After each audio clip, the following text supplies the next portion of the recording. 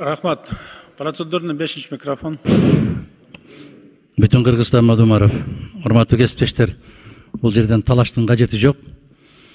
Жана ушул 9 ай болсо иштеп атканыбызга мен бир кишинин атын атай элекмин, фамилиясын да атабайм. Бул принцип.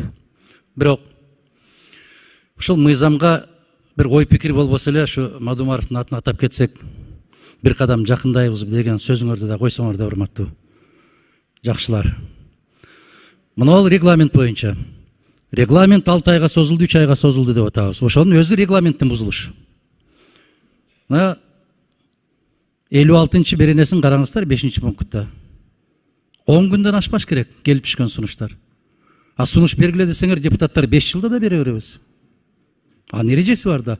10 күндүн ичинде тийиштүү сунуштарды бер, 10 күндөн кийин кабыл алынбайт. Аны 3 айга созуштун кажети жок. Ошол регламенттин өзүнүн сакталбагандыгынын белгиси ушул. Анда сунуш бергиле деп коюп отура бересиңерби? Ар бир депутаттын пикири маанилүү деп. Андай болбойт. Эреже бар. Мыйзамдардын кандай кабыл алышынын эрежеси бар.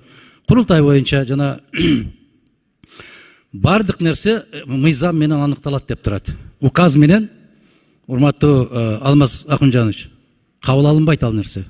Ал Конституцияда жазылып турат. Конституциялык мыйзам менен белгиленет деп атат. Анын чакырылышы, куралышы, принциптери, анын каржыланышы, кандай принципте иштеши, регламенти кандай болот, анын баары мыйзамда белгиленет. Указ менен белгиленбейт ал. Ошон үчүн мыйзамсыз. Канча жыл өткөн болсо да мыйзамсыз бойдон кала берет. Азыр канчалык актабагыла, макул жасай бергиле, билгениңерди кыла бергиле. Бирок мыйзамсыз.